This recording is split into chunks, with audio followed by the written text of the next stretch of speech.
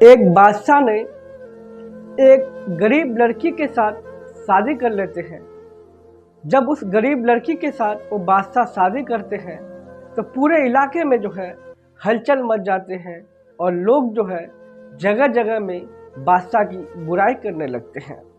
लोग कहते हैं कि आखिर बादशाह के साथ कौन सी ऐसी मजबूरी आ गई जिसको लेकर उन्होंने एक गरीब लड़की के साथ शादी की है। जब लोगों का हुजूम होने लगा तो बादशाह के पास लोग आए और बादशाह से पूछने लगा कि बादशाह साहब आप बताइए कि आखिर आप में कौन सी ऐसी मजबूरी थी जिनके वजह से जो है आपने एक गरीब भीख मांगने वाली लड़की के साथ शादी की है।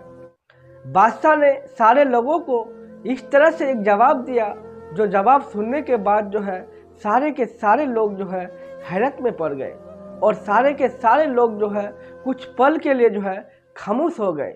बादशाह ने कुछ ऐसा ही जवाब दिया जिसको सुनकर लोग जो है मजबूर हो गया। आखिर वो बादशाह जो है ऐसा क्या कहा जो सुनकर लोगों में जो है खामोशी छा गया। आज हम इस वीडियो के माध्यम से आपको बताने की कोशिश करेंगे कि बादशाह ने आखिर ऐसा जवाब क्या दिया है। तो वीडियो को आप शुरू से लेकर अंत तक देखने की ज़रूर कोशिश कीजिएगा क्योंकि बादशाह की जवाब आज हम इस वीडियो के माध्यम से जानेंगे। तो आपसे रिक्वेस्ट है वीडियो को लाइक ज़रूर करें और चैनल को भी सब्सक्राइब ज़रूर करें। ईरान में एक बादशाह था। वो बादशाह बहुत ही नेकदिल था। उस बादशाह का एक दोस्त था जो दोस्त बहुत ही फकीर था। उस फकीर के साथ जो है वो बादशाह का बहुत ही ज़्यादा दोस्ती थी।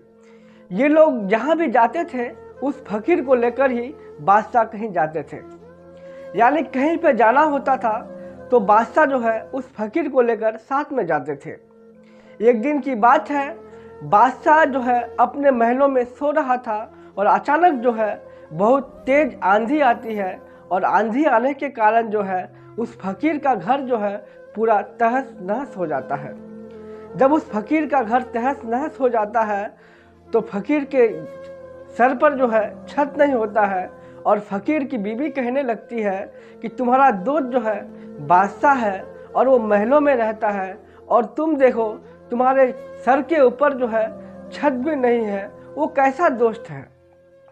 वो फकीर कहता है कि अगर मैं बादशाह को कहूँ तो बादशाह जो है मुझे रातों रात महल बना के देगा और मुझे सिपाही भी देगा, लेकिन मुझे उस बादशाह की कोई भी चीज़ की ज़रूरत नहीं है। उन्होंने आखिर ऐसा क्यों कहा कि बादशाह के अंदर जो है एक खूबी थी।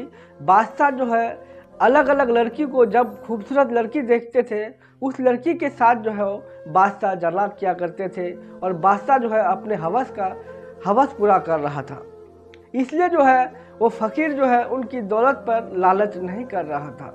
जब उनकी बीवी जो है ये बात बोल रही थी, बादशाह का सिपाही जो है सुन लेता है और बादशाह से कहता है कि बादशाह साहब, जो आपका दोस्त है उनकी बीवी कहती थी रात में कि तुम्हारा कैसा दोस्त है, खुद महलों में रहता है और तुझे जो है झोपड़ी में रखता है, आखिर कैसा दोस्त है।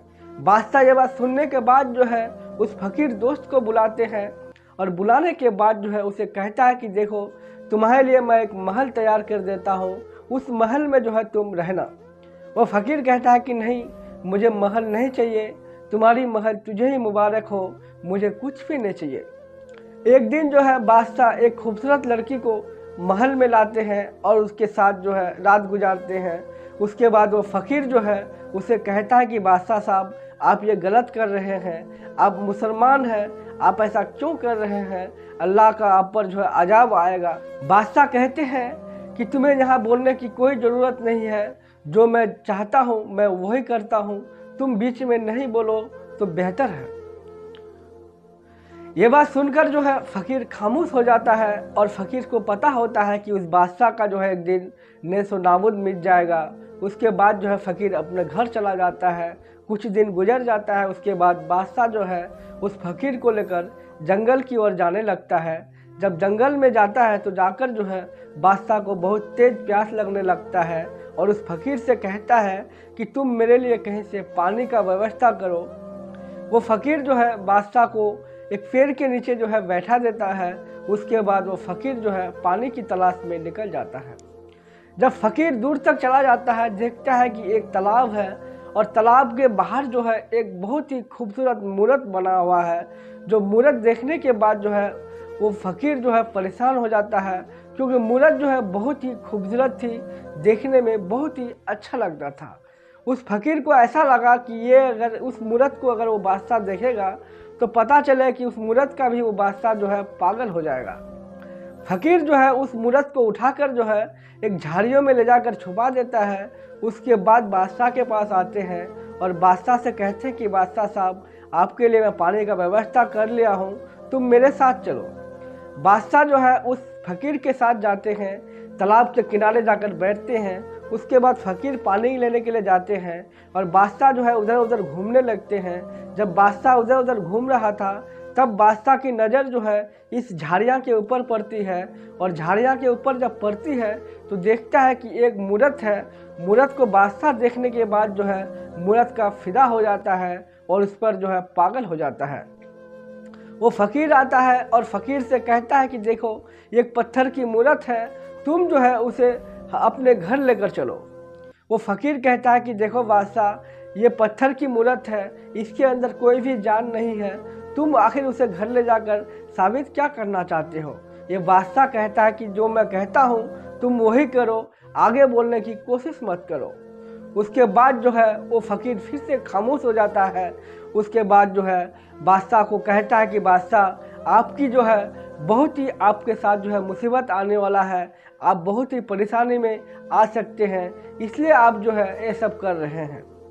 उसके बाद फ़कीर को जो है उल्टा सीधा बात बताते हैं और उल्टे सीधे बात सुनाने के बाद जो है फ़कीर को कहता है कि तुम हमारे इलाके में नहीं रहना, तुम मेरे नज़रों से ही दूर चले जाओ, मेरे घर तक कभी नहीं आना।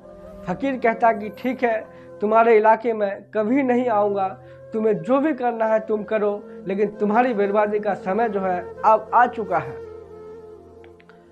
उसके बाद जो है फ़कीर जहाँ से चला जाता है और तुरंत ही एक जादूगर आ जाता है, आकर जो है बादशाह पर गुस्से झाड़ने लगते हैं और कहता है कि तुम मेरे मूर्त को क्यों हाथ लगाए हो, तुम्हारी इतनी हिम्मत। ये बात सुनते ही बादशाह को भी गुस्सा आ जाता है और बादशाह कहता है कि तुम्हें पता है मैं कौन हूँ। ये जादूगर कहता है कि जी हाँ, मुझे पता है कि आप उस इलाके के बादशाह हैं, लेकिन तुम्हें नहीं पता है कि जिस मूर्त को आपने छुआ है, ये मूर्त का हम पूजा करते हैं, तुम्हें जो है उसके सामने अब हम बलि चढ़ा देंगे।